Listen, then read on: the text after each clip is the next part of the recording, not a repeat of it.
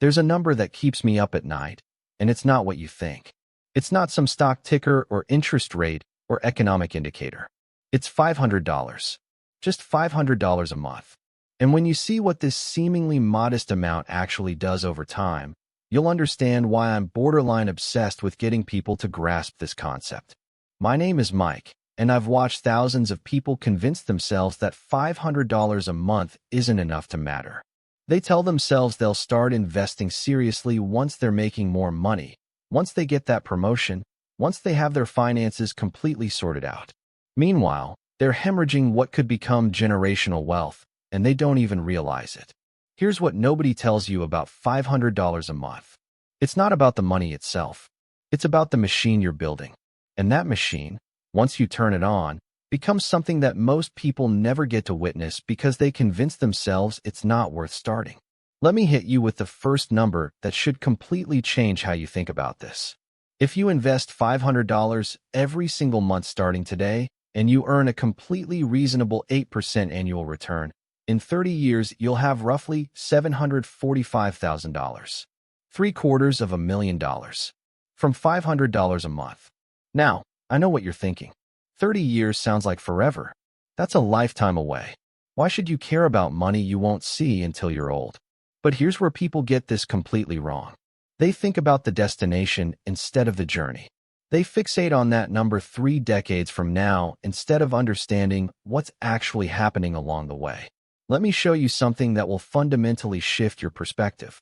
In year 1, you're putting in $6,000 of your own money. Your returns for that first year? Maybe $300 if you're lucky. That's it. A measly $300. You could make more than that picking up a weekend side gig. This is where most people mentally check out. They look at that pathetic return and think this whole investing thing is overrated. But watch what happens in year 10. You've now contributed $60,000 of your actual money. But your account balance isn't $60,000. It's closer to $91,000. That extra $31,000 didn't come from your paycheck. It materialized out of thin air through the magic of compound returns. You made $31,000 while you were sleeping, eating, watching Netflix, living your life. Still not impressed? Let's keep going because this is where it gets absolutely wild. By year 20, you've personally contributed $120,000. Your balance? Approximately $294,000. Your returns have added $174,000 to your wealth. Your investment gains now exceed your total contributions. The machine has become more powerful than you are. And by year 30, you've put in $180,000 of your own money, but you're sitting on $745,000. Your returns contributed $565,000, more than 3 times what you actually saved. This is when people finally understand what compound interest actually means. Your money has been working harder than you have for years. But here's the part that genuinely shocks people when they see it mapped out. The growth isn't linear. It's not like you make $20,000 per year and gains consistently. The curve bends upward in ways that seem almost impossible until you see it happen. In your first decade of investing $500 monthly, your returns add about $31,000 to your wealth. Decent, but not life-changing. In your second decade, those returns add approximately $143,000. In your third decade, they add over $390,000. Same monthly contribution, wildly different results based purely on when it happens in the timeline. This is why starting early isn't just helpful. It's the difference between comfortable retirement and extraordinary wealth. Every year you delay costs you exponentially more than the year before. Let me show you something that might hurt a little. If you're 25 and you start investing $500 a month today, by 55 you'll have around $745,000. But if you wait until you're 35 to start that same exact $500 monthly investment, by 55 you'll have about $294,000. That 10-year delay cost you $451,000. Nearly $500,000 gone because you thought you'd start later when you were more ready. And it gets worse. If you wait until 45 to start investing that $500 monthly, by 55 you'll have approximately $91,000. You lost $654,000 by waiting 20 years. The same $500 monthly contribution, the same investment returns, but the timing obliterated over $600,000 in potential wealth. This is what people don't understand about investing. Time is more valuable than money. You can always make more money. You cannot make more time. Once those years pass, they're gone forever, and so is the compound growth they would have generated. But let's talk about something that makes this even more interesting. What if you could increase that $500 monthly contribution over time? Because realistically, if you're making $50,000 a year now, hopefully you'll be making more than that in a decade, right? Let's say you start with $500 monthly at age 30. But every year, you increase your contribution by just $50. So year 2, you're investing $550 monthly. Year 3, $600. You keep this up for 20 years until you're investing $1,450 per month. Then you maintain that amount until retirement at 65. With this strategy, you don't end up with $745,000. You end up with over $2.1 million. Same starting point, same basic approach, but you scaled your contributions as your income presumably grew. That's the difference between a comfortable retirement and never worrying about money again. Here's where most people completely miss the opportunity.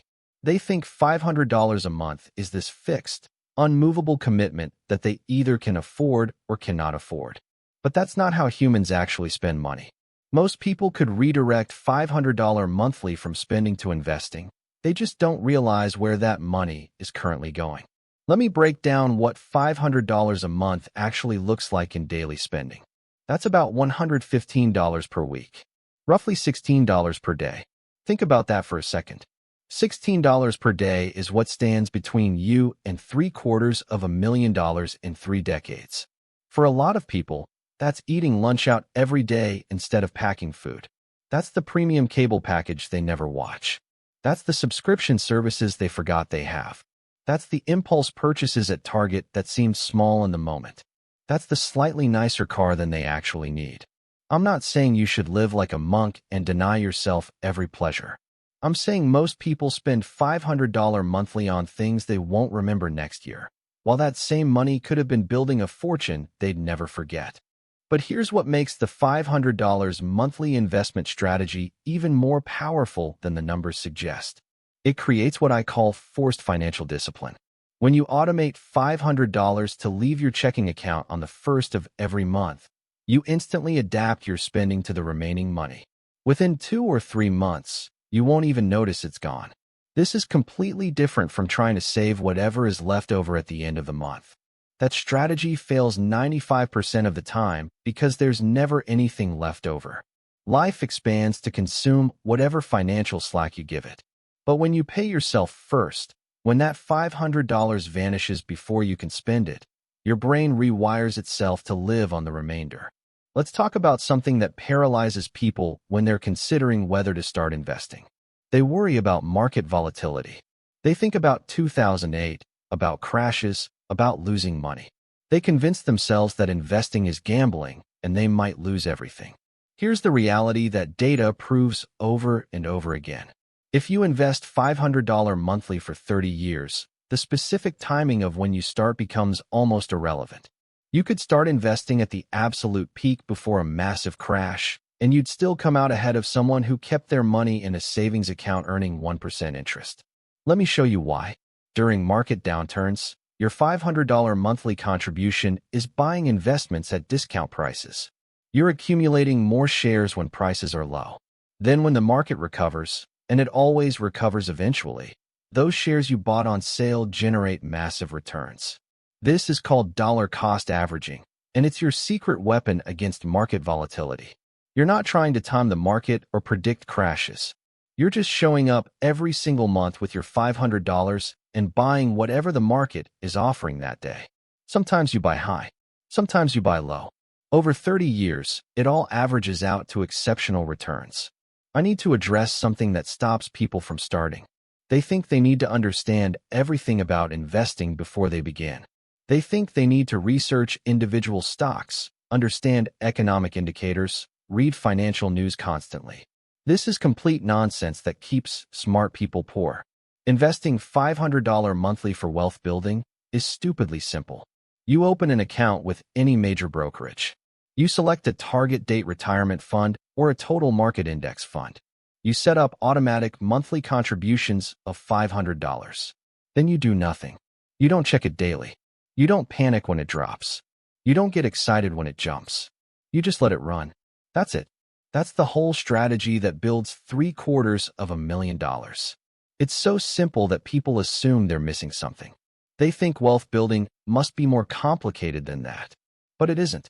The complexity is marketing from financial advisors who need you to believe you need their help.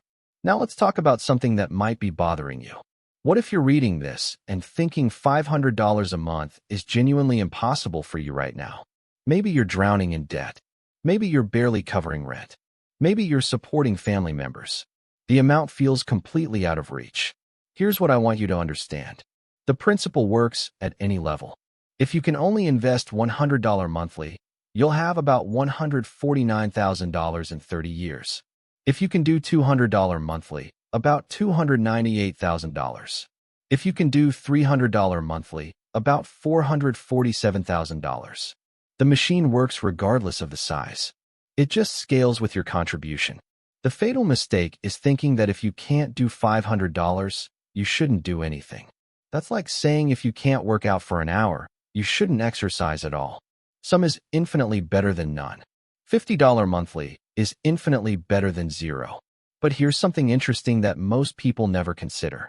That $500 monthly investment isn't reducing your net worth by $500.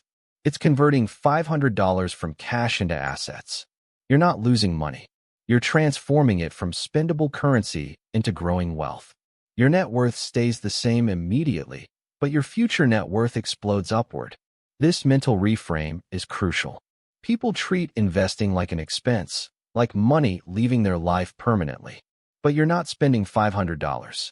You're moving $500 from your present self to your future self, and your future self is going to be incredibly grateful for that gift. Let's address one more psychological barrier that stops people. They worry about locking up their money for decades. What if they need it? What if an emergency happens? What if they want to buy a house or start a business? First, you should have an emergency fund separate from your investments. 3 to 6 months of expenses in cash. That handles the emergencies. But beyond that, your investments aren't actually locked away. You can access that money if you need it. You might pay taxes or penalties depending on the account type, but it's not gone forever. The real question is whether you'll have more regrets about missing out on opportunities in your 30s or running out of money in your 70s. Because those are the actual choices. You either sacrifice some flexibility now for security later, or you have total flexibility now and terror later. Here's the final piece that pulls everything together. Investing $500 monthly isn't about depriving yourself. It's about paying for your freedom. Every dollar you invest is buying you time. Time where you don't have to work because your money is working instead. Time where you can choose what you do based on interest instead of necessity.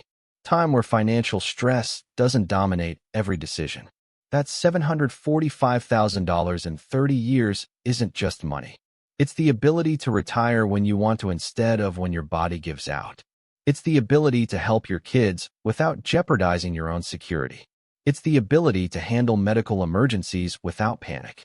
It's the ability to live your final decades with dignity instead of depending on others. This is what $500 a month actually buys. Not stocks, not bonds, not funds. Freedom, security, options, peace of mind. The shocking math isn't really about the numbers at all. It's about the life those numbers make possible. So here's my challenge to you. Don't think about whether you can invest $500 monthly for 30 years. That's overwhelming. Think about whether you can invest $500 this month. Just this one month. See how it feels. See if you survive. Then next month, do it again. Then the month after that. Before you know it, you've been doing it for a year. Then 5 years. Then a decade. Then you'll look at your balance one day and realize the machine you built is generating more wealth annually than you're contributing. That's when you'll finally understand what I've been trying to tell you. The shocking math isn't shocking because the numbers are complicated. It's shocking because something so simple, so accessible, so straightforward can create such extraordinary results.